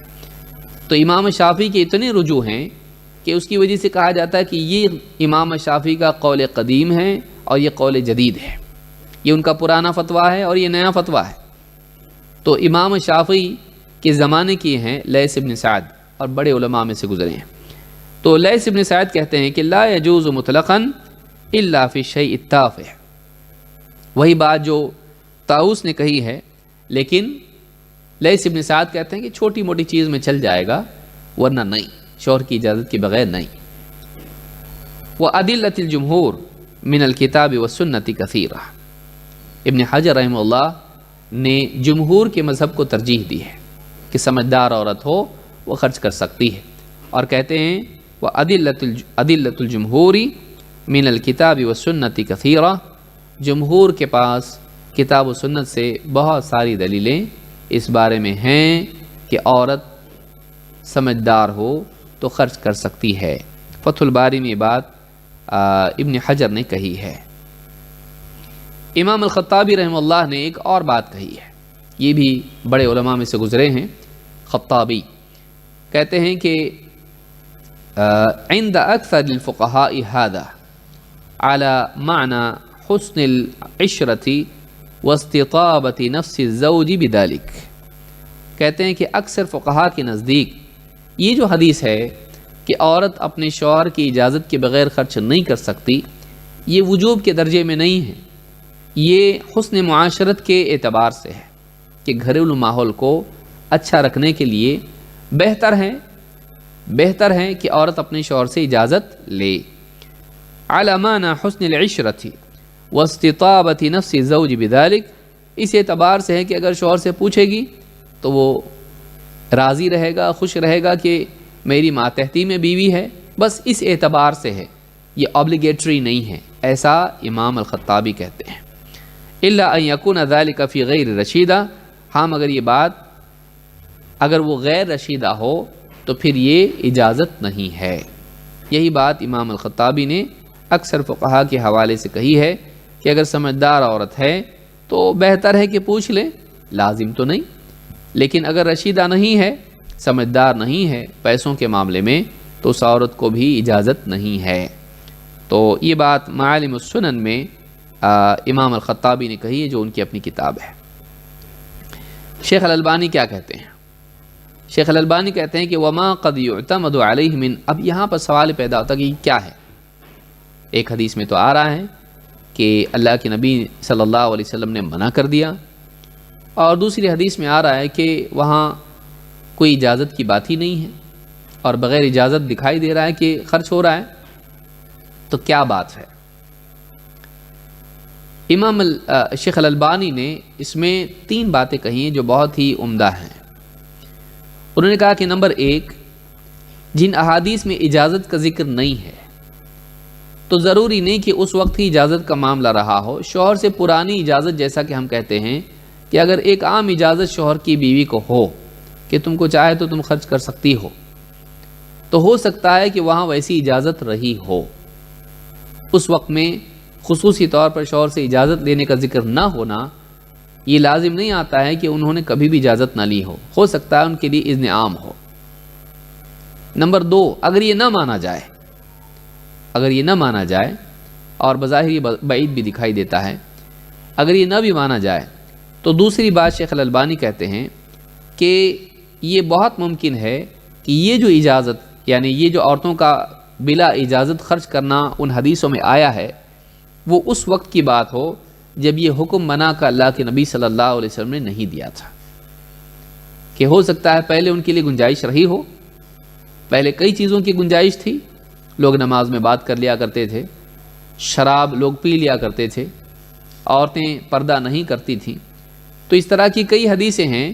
اگر کسی حدیث میں اس طرح سے اگر آتا ہے تو یہ نہیں دیا جائے گا کہ اس کی اجازت ہے، بلکہ یہ مانا جائے گا کہ جب منع آ گیا تو یہ حدیثیں اس سے پہلے کی ہوں گی. تو جن حدیثوں میں اجازت کی بات نہیں ہے، شیخ البانی کہتے ہیں کہ ممکن ہے یہ اس زمانے کی باتیں ہوں جب اللہ کے نبی صلی اللہ علیہ وسلم نے منع نہیں کیا تھا. منع ہونے کے بعد اب ان کے لیے منع ہو گیا، شوہر کی اجازت کے بغیر وہ خرچ نہیں کر سکتی ہیں. پھر ان احادیث میں یعنی وہ کہتے ہیں کہ دونوں کو جمع کیا جائے گا کہ یہ بھی حدیث ہے اور یہ بھی حدیث ہے. تو منع کی بھی حدیث ہے اور اجازت کی بھی حدیث ہے، تو ان یعنی جس میں اجازت کا ذکر نہیں ہے، ان دونوں کو جمع کیا جائے گا اور ایک حدیث کو چھوڑ کے ایک حدیث کو نہیں لے سکتے ہیں. پھر منع کی حدیثوں کو آپ کیا کریں گے؟ منع کی حدیث بھی تو ہے، لہٰذا دونوں حدیثوں کو لینے میں یہ ہوتا ہے کہ ایک حدیث پرانی ہو سکتی ہے اور دوسری حدیث بعد والی، ناسخ منسوخ کا معاملہ ہو سکتا ہے، یا اصل یہ تھا کہ اجازت نہیں چاہیے، بعد میں اس میں اجازت کی بات آئی. جیسے اصل یہ تھا کہ حجاب کا حکم نہیں تھا، بغیر حجاب کی عورتیں ہوتی تھیں، لیکن بعد میں ایک نیا حکم آیا اور عورتوں کو بلا حجاب باہر نکلنے سے منع کر دیا گیا. تو یہاں یہی معنی لینا زیادہ راجح ہے. تیسری بات ایک اور شیخ الالبانی نے کہی ہے، وہ یہ کہ جتنی حدیثوں میں شوہر کی اجازت کے بغیر صدقہ کرنے کا ذکر آ رہا ہے اور نبی صلی اللہ علیہ وسلم کا حکم دینا آ رہا ہے، کہتے کہ وہ نبی صلی اللہ علیہ وسلم والا معاملہ ہے، اور نبی صلی اللہ علیہ وسلم شوہر اور باپ سے بھی بڑھ کے ہیں. اگر آپ حکم دے دیں تو اب شوہر سے پوچھنے کی ضرورت نہیں رہتی ہے، کیونکہ النبی اولا بالمؤمنین، قرآن میں اللہ نے کہا کہ نبی صلی اللہ علیہ وسلم تو ایمان والوں کی جان سے بھی زیادہ ان کے قریب ہیں، ان کے حقدار ہیں. تو سارے ایمان والے اپنے آپ نبی صلی اللہ علیہ وسلم کے ماتحت آ جاتے ہیں. تو اگر آپ کسی بات کا حکم دے دیں تو اس میں کیا ضرورت ہے کہ اب شوہر سے پوچھا جائے؟ تو ان حدیثوں کو جنرلائز نہیں کیا جا سکتا ہے، وہ حدیثیں نبی صلی اللہ علیہ وسلم کے ساتھ جڑی ہوئی ہیں جس میں اجازت کا معاملہ نہیں ہے. تو اگر آپ نے حکم دے دیا ہے صدقے کا تو اب شوہر سے پوچھنے کی ضرورت نہیں رہتی ہے. تو اس طرح سے شیخ الالبانی کہتے ہیں کہ وما قد يعتمد عليه من احادیث من تصرف بعض النساء للصدقات مثلا دون علم الازواج ذلك لا يعني ان ذلك كان دون اذن الازواج اولا. کہتے ہیں کہ وہ جو احادیث آئی ہیں جن میں شوہروں سے اجازت کے بغیر صدقے کا ذکر ہے، اس کا یہ مطلب نہیں ہوگا کہ انہیں سرے سے شوہر کی اجازت نہ تھی. وَإِن ثَبَتَ أَنَّ ذَلِكَ كَانَ كَذَلِكَ، اگر ثابت ہو بھی جائے کہ شوہر کی اجازت کے بغیر یہ تھا، وَهَذَا فِي كُلِّ أَمْرٍ كَانَ عَلَى الْأَصْلِ وَهِيَ الْإِبَاحَةُ، تو ایسے معاملے پر محمول اس کو کیا جائے گا کہ جیسے پہلے اس کی اجازت تھی، منع نہیں تھا، بعد میں منع ہوا، اور اصل یہی تھا کہ اجازت کی ضرورت نہیں، بعد میں اجازت والا حکم آیا. ثم جاء حکم جدید فرفع ذلك الاصل، اور پھر اس کے بعد میں ایک نیا حکم آیا تو وہ اصل جو پہلے سے رواج چلا آ رہا تھا کہ عورتیں نہیں پوچھتی ہیں، اب وہ حکم بدل گیا. اب نیا حکم آیا کہ بیوی کو شوہر سے پوچھنا پڑے گا. تو یہ بات شیخ الالبانی نے کہی ہے जामे तुराथ अल-अल्लामा अल-अलबानी फिल फ़िक़्ह, जिल्द नंबर 15, सफ़ा नंबर 532। सारे फतावा और बातें शेख अलबानी की किताब में जमा कर दी गई हैं, तो ये उसमें से ये बात ली गई है। इसी तरह से शेख अलबानी मज़ीद ये कहते हैं, वलिज़ालिका नंसहु कुल्ल इम्रअतिन मुस्लिमा, इसीलिए हम हर मुसलमान औरत को नसीहत करते हैं, मुल्तज़िमतिन बिल किताब व सुन्नह, जो किताब व सुन्नत का पर अमल का एहतमाम करती है, अल्लाह ततसर्रफ़ फ़ी मालिहा बिग़ैरि इज़्नि ज़ौजिहा, कि वह अपने माल में से शौहर की इजाज़त के बग़ैर कुछ भी खर्च न करे। लिअन्न ज़ालिका यकूनु मुदआतन व सबबन लिइसारतिल खिलाफ़ाति बैन अज़्ज़ौजैन, इसलिए कि ऐसा करना उमूमन दावत देता है, सबब बनता है बीवी और शौहर के दरमियान इख्तिलाफ़ात का। बीवी अगर कोई बड़ी रकम खर्च कर दे, शौहर से न पूछे, बिलाशुबा घर के अंदर माहौल तनाव का पैदा होगा, आपस में इख्तलाफ होगा। वक़द यकूनु आक़िबतु ज़ालिका सय्यअतन जिद्दन, और अक्सर इसका नतीजा बहुत बुरा होता है।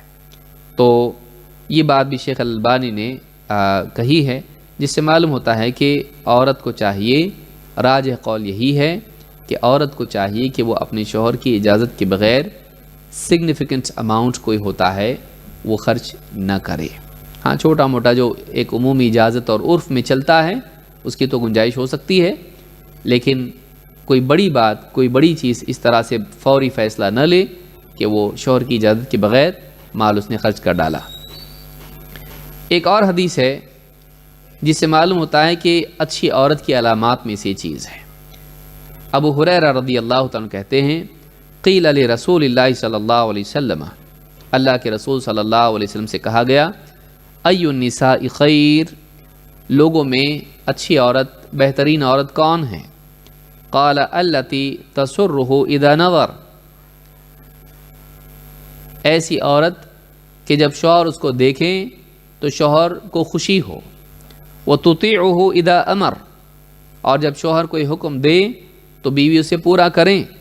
वला तुखालिफुहु फ़ी नफ्सिहा व मालिहा बिमा यकरह, और अपनी जान में, अपने आप में या अपने माल में से कोई ऐसा काम न करें जो शौहर को नाराज़ करने वाला हो और उसकी उसमें मुखालफत हो।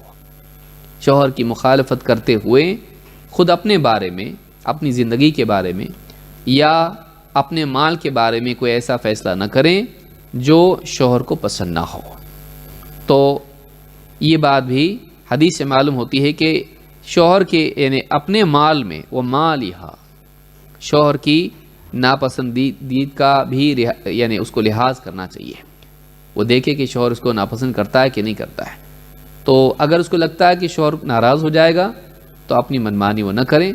अगर शौहर का इज़्न आम है, भाई तुम्हारा माल है, तुम उसकी मालिक हो, जो चाहे करो, एक जनरल हुक्म उसका है, तो ऐसी सूरत में ज़रूरी नहीं कि हर मर्तबा वो अपने शौहर से इजाज़त ले, लेकिन अपने घरेलू माहौल को अच्छा रखने के लिए औरत को चाहिए कि वो अपने शौहर से भी इजाज़त ले। इस हदीस को इमाम अहमद, नसई और हाकिम ने रिवायत किया है। सही अल-जामे सगीर 3298 हदीस सही है। लेकिन क्या इसका ये मतलब होगा कि औरत का जो माल है उसका मालिक शौहर हो गया? नहीं। औरत के माल में से शौहर भी खुद से अपनी मर्जी से कुछ भी नहीं कर सकता है, क्योंकि वो माल किसका है? औरत का है। वो माल औरत का है, उसको शौहर इस्तेमाल उसकी इजाज़त के बगैर नहीं कर सकता है। और दबाव डाल के औरत का माल लेना और ये सब चीज़ें खुराफात हैं। ये मर्द की गैरत के भी ख़िलाफ़ है, मर्द की गैरत के ख़िलाफ़ है। आप अब्दुल्लाह इब्न मसूद रज़ी अल्लाह तआला अन्हु को देखिए कि उन्होंने अपनी बीवी से नहीं कहा कि तुम मुझे अपना माल दे दो। बीवी के जहन में बात आ रही है, तो बल्कि बीवी ने कहा आप पूछिए, कहा मैं भी नहीं पूछता, तुम ही जाके पूछ लो। ये गैरत शौहर में होनी चाहिए। बाद शौहर ऐसे हैं कि बीवियों के माल पर उनकी नज़र होती है कि मुझे दे दो, फ़लाँ काम है मेरा, फ़लाँ चीज़ है, ज़रूरत है, और मैं देता हूँ। ले लिया, और लेने के बाद में फिर ज़माना गुजर गया, बुढ़ापा आ गया, लेकिन अब तक दिया नहीं है। तो ऐसा नहीं होना चाहिए कि शौहर घर के खर्च का ज़िम्मेदार है, وہ بیوی سے لے کر بیوی کے پیسے خرچ کرے، یہ مناسب نہیں ہے۔ اس کو اپنے مال سے خرچ کرنا چاہیے۔ اگر مجبور ہے، غریب ہے اور بیوی بڑے گھر سے آئی ہے، شوہر اس کا باپ اور اس کے گھر والے بھائی اس کو بڑی بڑی رقم دے دیتے ہیں، اس کے پاس آ جاتا ہے، مالک وہ ہے۔ اگر وہ شوہر پہ خرچ نہ کرے تو شوہر کو شکایت کی کوئی گنجائش نہیں ہے۔ اس نے یہ نہیں کہنا چاہیے دیکھو میں تناؤ اور تنگی میں چل رہا ہوں اور تمہیں میرا کچھ خیال ہی نہیں۔ شوہر کو یہ حق نہیں ہے، شوہر کو یہ حق نہیں ہے۔ شوہر اگر مطالبہ کرتا ہے تو وہ قرض لے سکتا ہے بیوی سے، لیکن وہ بیوی کے مال کا مالک نہیں کہ وہ اس کو چھین لے اس سے، اس کی مالک وہی رہے گی۔ یہ اسلام کی عظمت ہے کہ اسلام میں عورت بھی مالدار ہوتی ہے اور وہ اپنے مال کی خود مالکن ہے۔ شوہر اس سے اس کا مال نہیں لے سکتا ہے، اس کو یہ حق ہے کہ اپنا مال اس کا اپنا مال ہے، بلکہ وہ شوہر کے مال میں سے خرچ کر سکتی ہے اور ثواب اس کو بھی ملتا ہے، بشرطے کہ شوہر کا اذن عام ہو۔ لیکن اپنے مال کے بارے میں بڑا فیصلہ کرنے کے لیے اسے چاہیے کہ گھریلو ماحول کو اچھا رکھنے کے لیے وہ شوہر سے اجازت لے۔ آپ دیکھیں، آپ اپنی اولاد کو اگر کچھ دے دیں اور ان کے پاس بڑی رقم ہو، آپ سے پوچھے بغیر ہی جو چاہے کریں، اور سمجھدار اگر نہ ہو تو آپ اس کو پسند نہیں کرتے ہیں۔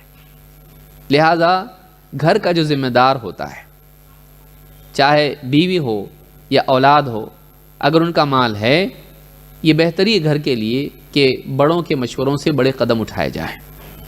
ہاں، مردوں کے لیے جو گھر کا ذمہ دار ہوتا ہے یہ شرط نہیں ہے، لیکن خواتین چونکہ ماتحت ہوتی ہیں شوہر کے، تو ان کے لیے یہ ضروری ہے۔ ہاں، اس میں والد کی اجازت ضروری نہیں ہے، یہ شوہر کے بارے میں قید بتائی گئی ہے، والد کے بارے میں نہیں۔ لیکن سمجھداری اس میں بھی ہے کہ بچیاں اپنے مال کے بارے میں جب فیصلہ کریں تو گھر والوں سے، گھر کے بڑوں سے بھی مشورہ کر لیا کریں، یہ زیادہ اچھا ہے۔ تو اس حدیث سے یا اس پوری بحث سے بات سامنے آتی ہے کہ عورت کے لیے مناسب نہیں ہے کہ وہ اپنے مال میں سے شوہر کی اجازت کے بغیر خرچ کرے، اور چھوٹا موٹا خرچ تو ٹھیک ہے جو سبھی جانتے ہیں کہ ایسا ہوتا رہتا ہے، لیکن بڑا خرچ کرنے سے پہلے اسے شوہر سے اجازت لینی چاہیے۔ یہی راجح قول دکھائی دیتا ہے ان تمام باتوں کو سامنے رکھتے ہوئے، کیونکہ ہم ان حدیثوں کو دیکھتے ہیں جن میں ذکر نہیں ہے اجازت کا، ان کی وجہ سے اجازت لینے والی حدیث کو ہم رد نہیں کر سکتے ہیں۔ پھر آپ اس کا کیا کریں گے؟ جس حدیث میں اجازت کی بات ہے آپ اس کو معطل نہیں کر سکتے ہیں، آپ ان کو ترجیح دیتے ہوئے اس کو چھوڑ نہیں سکتے۔ جمع کی صورت یہی ہے کہ ہو سکتا ہے وہ پہلے کا معاملہ ہو اور یہ بعد والا معاملہ ہو، اور اس کے علاوہ بھی جمع اگر ممکن ہے تو جمع کی جا سکتی ہے، اور بہتر اس میں ایک جمع یہ بھی دکھائی دیتا ہے کہ جیسے علماء نے سمجھدار عورت اور ناسمجھ عورت کے بارے میں بات کی ہے، یا یہ بھی بات کی ہے کہ اس کے لیے بہتر ہے کہ پوچھے، ماحول کو اچھا رکھنے کے لیے گھر کے لازم نہیں ہے۔ لیکن جو ہم کو دکھائی دیتا ہے وہ یہ کہ عورت کو چاہیے کہ کوئی واقعی سگنیفیکنٹ ڈیسیجن اپنے مال کے بارے میں لیتی ہے تو اس کو شوہر سے پوچھنا ضروری ہے۔ تو یہ گفتگو ہم نے اس حدیث کے ضمن میں دیکھی۔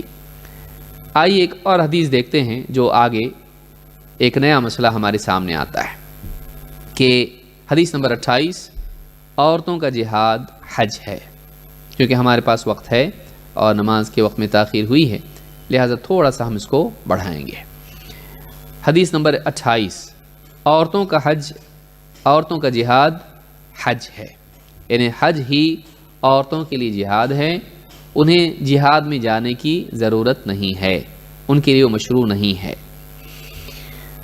عن عائشة ام المؤمنین رضی اللہ عنہا انہا قالت یا رسول اللہ نرى الجهاد افضل العمل افلا نجاهد قال لا لكن افضل الجهاد حج مبرور اخرجه البخاری في كتاب الحج۔ وفي رواية استأذنت النبي صلى الله عليه وسلم في الحج في الجهاد استأذنت النبي صلى الله عليه وسلم في الجهاد فقال جهادكن الحج اخرجه البخاری في كتاب الجهاد والسير۔ عائشہ رضی اللہ تعالی عنہ ام المؤمنین فرماتی ہیں انہا قالت یا رسول اللہ، انہوں نے کہا اے اللہ کے رسول، نر الجہاد افضل العمل، ہم نے دیکھا کہ جہاد افضل ترین اعمال میں سے ہے. جہاد دین کے لیے لڑنا یہ افضل ترین اعمال میں سے ہے. افلا نجاہد، کیا ہم جہاد نہ کریں؟ ہم بھی چاہتے ہیں کہ جہاد میں جائیں، جنگ میں جائیں. قال لا، آپ نے کہا نہیں. لیکن افضل الجہاد حج مبرور، بلکہ افضل ترین جہاد حج مبرور ہے. ایسا حج جس میں کوئی برائی نہ کی جائے، نہ کسی سے لڑائی جھگڑا ہو، نہ بے حیائی اس کے اندر ہو، نہ کوئی حرام کاریاں اس کے اندر ہو. تو ایسا حج جس میں ہر برائی سے بچا جائے، حج مبرور، جو بر والا حج ہو، نیکیوں والا حج ہو، جس میں کوئی برائی نہ ہو، گناہ نہ ہو. تو کہا کہ لیکن افضل جہادی حج مبرور، بلکہ افضل جہاد تو حج مبرور ہے. اس حدیث کو امام البخاری نے کتاب الحج میں روایت کیا ہے، حدیث نمبر 1520. ایک اور روایت میں فرماتی ہیں استأذنت النبی صلی اللہ علیہ وسلم فی الجہاد، میں نے اللہ کے نبی صلی اللہ علیہ وسلم سے جہاد میں جانے کی اجازت مانگی. فقال، تو آپ نے کہا جہادکن الحج، تمہارا جہاد حج ہے. یعنی تمہیں جہاد میں جانے کی اجازت نہیں. اجازت مانگی، اجازت نہیں ملی، بلکہ کہا گیا تمہارا جہاد کیا ہے؟ الحج ہے. اس حدیث کو امام البخاری نے کتاب الجہاد والسیر میں روایت کیا ہے، حدیث نمبر 2875. ان دو حدیثوں سے یہ بات معلوم ہوتی ہے کہ اس زمانے میں خواتین اتنی دیندار ہوتی تھیں کہ ان کے دل میں بھی جذبہ تھا کہ جو عمل مرد کرتے ہیں ہم بھی کریں گے، اور کسی عمل میں ہم ان سے پیچھے نہیں رہیں گے. جو بھی اعمال نیکیاں جن کی فضیلت قرآن و حدیث میں آئی ہے، ہم بھی وہ عمل کرنا چاہتے ہیں، اور اس کی اجازت وہ لوگ اللہ کے نبی صلی اللہ علیہ وسلم سے مانگتے تھے. خواتین آپ صلی اللہ علیہ وسلم سے اجازت مانگتی تھی. تو اس سے معلوم ہوتا ہے کہ صحابہ میں عمل کا جذبہ تھا، بے عملی کا نہیں. اور اپنے آپ کو اللہ کے دین کے لیے قربان کر دینا اور دین کے لیے کوشش کرنا، دین کی حفاظت کے لیے، اس کی اشاعت کے لیے، یہ جذبہ صرف مردوں میں نہیں بلکہ عورتوں میں بھی تھا.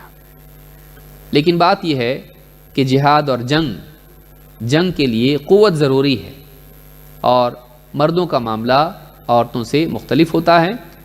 لہٰذا عورتوں کو اس کا مکلف نہیں بنایا گیا، بلکہ عورتوں کے لیے مناسب نہیں ہے کہ وہ جہاد میں جائیں، بلکہ جہاد مردوں ہی کا عمل ہے کہ جنگ کے لیے مرد ہی جائیں گے، عورتیں نہیں. اور عورتوں کے لیے بتایا گیا جہادکن الحج، تمہارا جہاد حج ہے. تم حج کرو، جہاد کا ثواب تم کو مل جائے گا. تمہارے لیے حج ہی جہاد والا عمل ہے، تو جو ثواب تم چاہتی ہو یہاں، وہ تمہارے لیے وہاں مل جائے گا. تو اس حدیث سے بات معلوم ہوتی ہے کہ خواتین کے لیے جہاد نہیں ہے، اور ان کے لیے اس کا بدل حج موجود ہے. اس حدیث سے سلف نے یہ دلیل لی ہے کہ جہاد میں حج داخل ہے، لہٰذا زکوٰۃ جہاں جہاد کے لیے سبیل اللہ، وہیں زکوٰۃ حج کے لیے بھی دی جا سکتی ہے. تو یعنی حج کے لیے بھی کسی کو زکوٰۃ دے سکتے ہیں. اسی میں علماء نے عمرے کو بھی شامل کیا ہے، کیونکہ حج میں عمرہ بھی ہوتا ہے، تو عمرے کے بارے میں بھی یہ بات کہی گئی ہے. عائشہ رضی اللہ تعالیٰ عنہ کہتی ہیں ان رسول اللہ صلی اللہ علیہ وسلم قال لها فی عمرتها، اللہ کے رسول صلی اللہ علیہ وسلم نے ان کے عمرے میں ان سے کہا ان لک من الاجر علی قدر نصبک ونفقتک، تمہارے لیے تمہاری تکلیف کے اور تمہارے خرچ کے بقدر اجر ملتا ہے. امام مسلم نے کتاب الحج میں اس کو روایت کیا ہے، حدیث نمبر 1211. اس سے ایک بات یہ معلوم ہوتی ہے کہ جہاد اور حج میں ایک چیز مشترک ہے، مشقت اور خرچ. یہ دونوں چیزیں جہاد میں بھی ہیں اور حج میں بھی ہیں. اور اللہ تعالیٰ کے ہاں ایک عظیم قاعدہ معلوم ہوتا ہے، وہ یہ کہ ہر انسان کو جو ثواب ملتا ہے وہ اس کی مشقت کے بقدر ملتا ہے.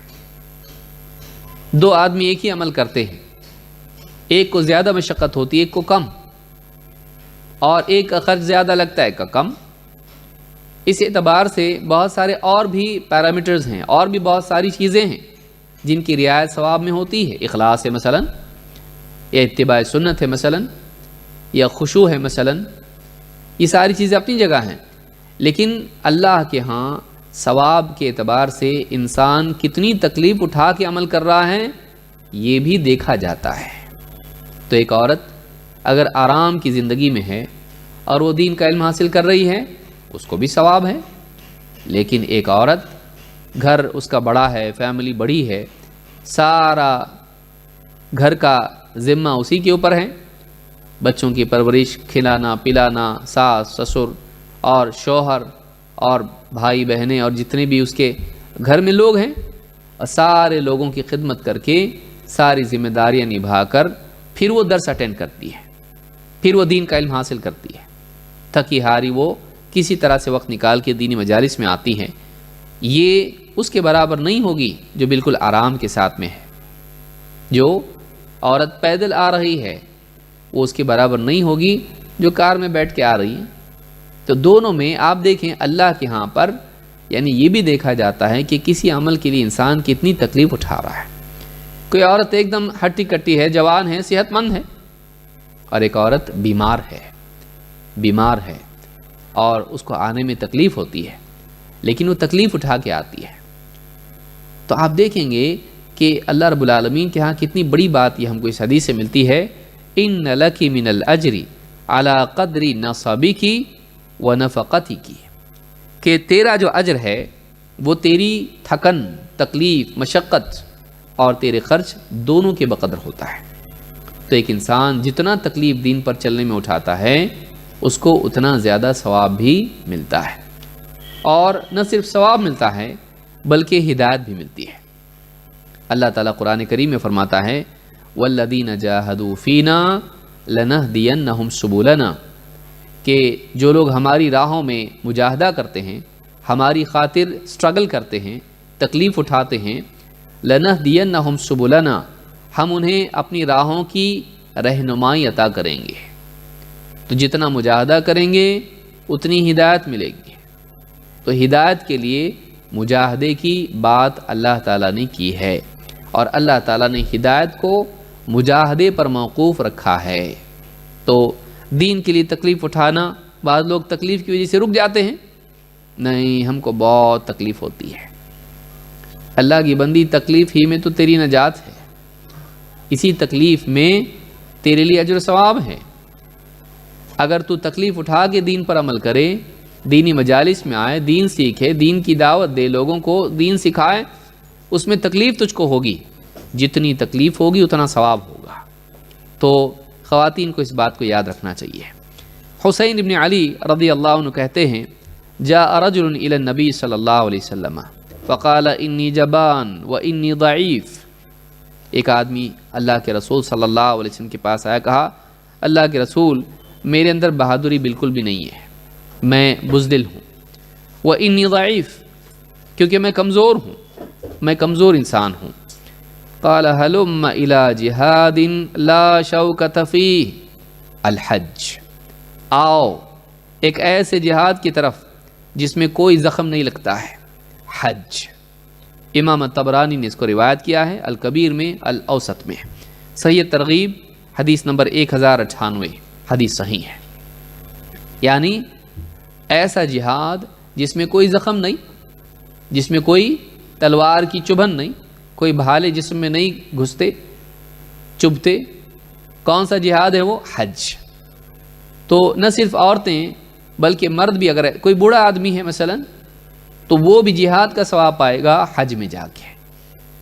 یہاں یہ بات بھی غور کرنے کی ہے کہ حج جیسا پر امن عمل بھی جہاد میں شامل ہے۔ لہٰذا وہ جو اصطلاح لوگوں کی ہے کہ جہاد کا مطلب غیر مسلموں کو قتل کرو، اور اس سے بڑھ کر یہ کہ دہشت گردی کو جہاد بتانے لگے لوگ، تو یہ بالکل بھی اسلام سے ناواقفیت کی وجہ سے ہوتا ہے۔ جہاد کا جو عمل ہے یہ سٹرگل والا عمل ہے۔ پھر سٹرگل زبان سے بھی ہو سکتا ہے، قلم سے ہو سکتا ہے، مال سے ہو سکتا ہے، اور تلوار سے بھی ہو سکتا ہے۔ تو دین کی خاطر، دین کی اشاعت میں، دین کو پھیلانے میں یا دین کو بچانے میں مسلمانوں کی حفاظت میں جو بھی کام آدمی کرتا ہے وہ جہاد میں شامل ہے۔ پھر ایک انسان کا اپنے بیوی بچوں کے لیے تجارت کی دوڑ دھوپ کرنا بھی اس میں شامل ہو جاتا ہے، اور ایک انسان کا رات کو تہجد کے لیے اٹھ کے نماز پڑھنا یہ بھی اس میں شامل ہو جاتا ہے۔ یہاں تک کہ ایک انسان کا حج میں جا کر تکلیف اٹھانا یہ بھی جہاد میں شامل ہو جاتا ہے۔ جبکہ حج کے بارے میں آپ دیکھیں گے اللہ تعالیٰ نے یعنی جھگڑے فساد سے اور بے حیائی سے حج میں منع کیا، حج میں لڑنا ہی نہیں ہے، لڑنا منع ہے۔ تو ایسا عمل بھی جہاد ہے جس میں لڑنا منع ہے۔ لہٰذا جہاد کی جو تعبیر بہت سارے لوگوں نے دہشت گردی سے کی ہے یہ اسلام کو نہ جاننے کی وجہ سے ہے۔ جہاد سٹرگل کا نام ہے جس کی کئی صورتیں ہو سکتی ہیں، اور ایک پرامن عمل بھی جہاد ہو سکتا ہے۔ تو یہ اس حدیث سے ہم کو معلوم ہوتا ہے کہ آؤ ایک ایسے جہاد کی طرف جس میں کوئی زخم نہیں ہوتا، وہ حج ہے۔ اس میں حج کی فضیلت بھی معلوم ہوتی ہے کہ حج کیا ہے؟ جہاد ہے۔ عائشہ رضی اللہ تعالیٰ عنہ فرماتی ہیں قلت یا رسول اللہ علی النساء جہاد، کہا کہ اللہ کے رسول کیا عورتوں پر جہاد ہے؟ قال نعم، کہا ہاں، علیہن جہاد لا قتال فیہ، ان کے اوپر ایسا جہاد ہے جس میں کوئی قتال نہیں ہے، جس میں کوئی مار کاٹ نہیں ہے، کہ جس میں کوئی جنگ نہیں ہے۔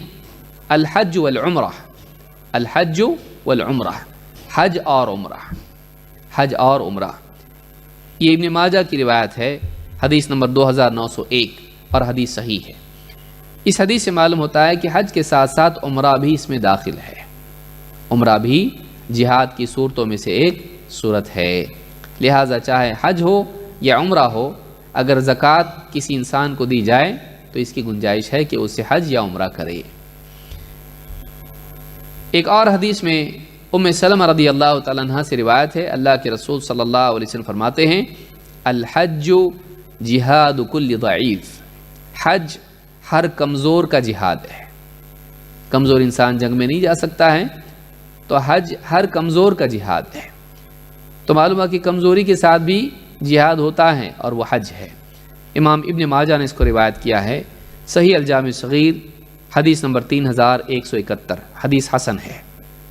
اسی طرح سے ابو ہریرہ رضی اللہ عنہ فرماتے ہیں اللہ کے رسول صلی اللہ علیہ وسلم نے فرمایا جہاد الکبیر والصغیر والضعیف والمرأۃ الحج والعمرہ، ہر بڑے یعنی بوڑھے اور چھوٹے اور کمزور اور عورت کا جہاد حج اور عمرہ ہے۔ جہاد الکبیر، بوڑھے کا جہاد، والصغیر، بچے کا جہاد، والضعیف، کمزور کا جہاد، والمرأہ، عورت کا جہاد کیا ہے؟ الحج والعمرہ۔ کیونکہ بوڑھے پر جو بالکل بوڑھا ہو چکا ہو، اور بچہ، اور ایک دم کمزور انسان جو لاغر ہو، بیمار ہو، یا اسی طرح سے عورت، ان پر جہاد نہیں ہے، یہ جنگ میں نہیں جائیں گے۔ لیکن یہ حج میں اگر جا سکتے ہیں، عمرہ کے لیے جا سکتے ہیں، تو یہی ان کے لیے جہاد بن جاتا ہے۔ امام احمد اور نسائی نے اس کو روایت کیا ہے، سنن النسائی حدیث نمبر 2626، اور یہ حدیث حسن درجے کی ہے۔ ایک اور حدیث ہے جس کو سنا کے میں اپنی بات ختم کر رہا ہوں، اور جس میں عمرہ کی خصوصاً رمضان میں عمرے کی فضیلت معلوم ہوتی ہے، جس کو اللہ رب العالمین نے مال و دولت سے نوازا ہے۔ ہانگ کانگ، کینیڈا اور سوئٹزرلینڈ اور یہاں وہاں جانے کی، فرانس جانے کی بجائے ان کو چاہیے کہ عمرہ جائیں اور عمرے کا ثواب حاصل کریں۔ پکنک پر جانے کی بجائے بچائیں پیسے کو، یہاں گئے وہاں گئے، پکنک پہ گئے، گھوم پھر کے آئے، فوٹو نکالے، سیلفی فیس بک پہ ڈالے، کچھ بھی کام کا نہیں ہے۔ عمرہ کے لیے پیسہ جمع کیجئے، عمرے کے لیے جائیے۔ یہ سب سے اچھا، اس کو پکنک تو میں نہیں کہوں گا، لیکن اس سے اچھا دل کے لیے سکون کا ذریعہ کچھ نہیں۔ پکنک پہ آدمی کیوں جاتا ہے؟ تفریح کے لیے، لیکن یہ عبادت ہے اور انسان کے لیے صحت بھی ہے اور سکون بھی ہے۔ کتنے مالدار لوگ ایسے ہیں جو عمرہ کے لیے جاتے ہیں اور سکون سے وہاں رہتے ہیں، اور دل صاف پاک ہو جاتا ہے، زندگی میں تبدیلی آتی ہے، ریسیٹ ہو جاتے ہیں، دینداری واپس سے تازہ ہو جاتی ہے۔ وہ یہاں وہاں نہیں جاتے ہیں، امریکہ اور فرانس اور فن لینڈ اور آسٹریلیا اور سوئٹزرلینڈ اور یہاں وہاں نہیں جاتے وہ لوگ، ہانگ کانگ نہیں جاتے وہاں پہ، بلکہ وہ لوگ عمرہ کے لیے جاتے ہیں، حج کے لیے جاتے ہیں۔ تو اللہ نے اگر مال دیا ہے تو انسان کو چاہیے کہ اس کا اہتمام کریں، کم از کم زندگی میں ایک بار تو کرے، کیونکہ مالدار پر حج کیا ہے؟ فرض ہے۔ عبداللہ ابن عباس رضی اللہ تعالیٰ عنہ کہتے ہیں لما رجع النبی صلی اللہ علیہ وسلم من حجتہ، جب اللہ کے نبی صلی اللہ علیہ وسلم اپنے حج سے لوٹے، قال لأم سنان الانصاریۃ ما منعک من الحج، ام سنان صحابیہ ہیں انصاری، ان سے اللہ کے نبی صلی اللہ علیہ وسلم نے کہا ما منعک من الحج، ہمارے ساتھ حج کرنے میں تمہارے لیے کیا رکاوٹ بن گیا، کیوں ہمارے ساتھ تم نے حج نہیں کیا؟ قالت ابو فلان تعنی زوجہا کان لها ناضحان حج على احدهما والآخر یسقی ارضا لنا، کہا کہ ابو فلان جو ہے یعنی میرے شوہر، ان کے پاس بس 2 اونٹنیاں تھیں، ایک پر وہ اور ان کا بیٹا یعنی میرا بیٹا دونوں حج کے لیے گئے، اور دوسری بچی رہی تو وہ ہمارے ہاں کھیتی باڑی میں جو پانی لے جانا اور جو بھی کام کرنا ہوتا ہے اس کے لیے، ہماری کھیتی کو پانی پلانے کے لیے ہماری ایک اونٹنی تھی، بس وہ یہاں رہنا ضروری تھا ورنہ کھیتی نقصان ہوتا اس کا، تو ایک یہاں چھوڑ کے گئے تھے اور دوسری وہ لے گئے، اب سواری نہیں تھی تو کیسے جاؤں؟ قال فَإِذَا كَانَ رَمَضَانُ اعْتَمِرِي فِيهِ، آپ نے کہا ٹھیک ہے، جب رمضان آئے تو رمضان میں عمرہ کرنا، فَإِنَّ عُمْرَةً فِي رَمَضَانَ تَقْضِي حَجَّةً أَوْ حَجَّةً مَعِي، اس لیے کہ آپ نے فرمایا رمضان کے مہینے میں عمرہ کرنا حج کے برابر ہے، یا آپ نے فرمایا میرے ساتھ حج کرنے کے برابر ہے، رمضان میں عمرہ کرنا میرے ساتھ حج کرنے کے برابر ہے۔ اس حدیث کو امام البخاری نے جزاء الصید میں روایت کیا ہے، حدیث نمبر 1863، اور امام مسلم نے کتاب الحج میں اسے روایت کیا ہے، حدیث نمبر 1256۔ تو اس حدیث سے بات معلوم ہوتی ہے کہ اللہ کے نبی صلی اللہ علیہ وسلم خواتین کو بھی حج اور عمرے کی ترغیب دیتے تھے، اور آپ نے یہ بھی بات کہی کہ اگر رمضان میں عمرہ کیا جائے تو وہ حج کے برابر ہوتا ہے، بلکہ نبی صلی اللہ علیہ وسلم کے ساتھ حج کرنے کا ثواب ملتا ہے۔ تو جن لوگوں کو اللہ تعالیٰ نے مال سے نوازا ہے وہ بخل چھوڑیں اور فضولیات سے بچیں، پیسہ بچائیں، سنبھالیں، صحیح استعمال کریں، اور حج اور عمرہ جیسے مبارک اعمال کے لیے خرچ کریں۔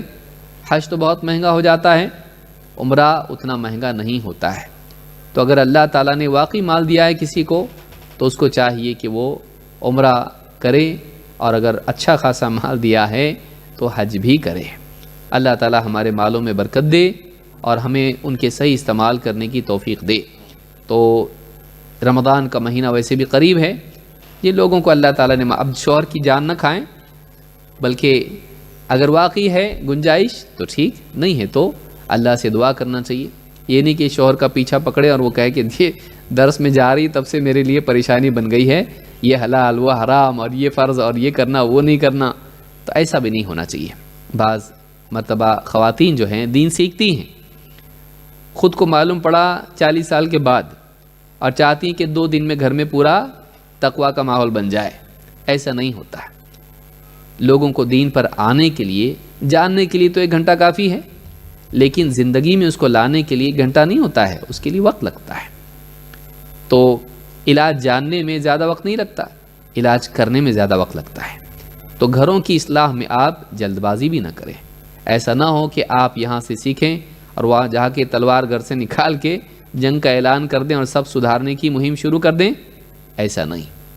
اصلاح میں بہت ہی حکمت ضروری ہے، اور لوگوں کی صلاحیت، لوگوں کی جذبات اور ماحول دیکھ کر دھیرے دھیرے حکمت کے ساتھ میں گھروں کی اصلاح کرنی چاہیے، معاشرے کی اصلاح کرنی چاہیے۔ جنگ کا اعلان نہیں کرنا چاہیے گھر میں جاتی کہ آج سے سب میں بدل دوں گی، تو اس کی زندگی خراب ہوگی۔ گھر کا ماحول بدلنے میں سمجھداری سے کام لینا چاہیے، جلد بازی سے اور سختی سے نہیں۔ نرمی جب ہوتی ہے جہاں بھی نرمی ہوتی ہے اس میں خیر آتی ہے.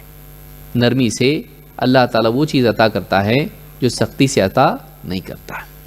تو لوگوں کا دل جیتیے، انہیں ہرانے کی بجائے ان کا دل جیتیے، اور اپنے اخلاق کے ذریعے سے، اپنی سمجھداری کے ذریعے سے، اپنی خدمت کے ذریعے سے لوگوں کا دل جب آپ جیتیں گے اور آپ کی زندگی میں وہ لوگ خیر دیکھیں گے تو آپ کی بات وہ لوگ مانیں گے. آپ ایسا بنیے کہ لوگ آپ سے پوچھنے پر مجبور ہو جائیں. آپ ایسا بنیے کہ لوگ آپ کی بات ماننے کو اپنے لیے عقل مندی اور کامیابی سمجھیں. یہ نہیں کہ جاتے ہی لوگوں کے بیچ میں فتوی بازی شروع کر دیں. اس سے اکثر نکاحوں پر بھی اثر پڑتا ہے اور گھرانوں پر اثر پڑتا ہے، نقصان ہوتا ہے. تو یہ بات یاد رکھنا چاہیے کہ دین کے جاننے میں تو زیادہ وقت نہیں لگتا ہے، لیکن دین کے نفاذ میں، اس کو سماج میں لانے میں وقت لگتا ہے. 23 سال تو ہمارے نبی کو لگ گئے. آپ دیکھیے پورا معاشرہ بنانے میں. اللہ ایک دن میں بھی تو پورا قرآن دے سکتا تھا نا؟ نہیں، تھوڑا تھوڑا تھوڑا کر کے دین بھیجا گیا. یہی بات انسان کی پرورش میں بھی ہے. ایک ہی دن میں بچہ بڑا ہو جاتا نہیں. دودھ پیے گا، پھر اس کے بعد روٹی کھائے گا، اس کے بعد گوشت کھائے گا، پھر ہڈیاں بھی کھائے گا. تو اس کے اندر ایک ہی دن میں آپ سب کھلا سکتے اس کو؟ نہیں. پیدا ہوتے ہی اس کو آپ بالکل گوشت کھلانا شروع کر دیں؟ نہیں ہوتا ایسا. تو رعایت اس بات کی کرنی چاہیے کہ لوگ جہاں ہیں اس سیڑھی سے انہیں اوپر لے جانے کی کوشش کریں، چھلانگ لگانے کے لیے نہ کہیں. اللہ تعالی ہم سب کو دین کا صحیح علم اور صحیح فہم دے اور اس پر عمل کرنے کی توفیق عطا فرمائے. اقول ھذا واستغفر اللہ لی ولکم.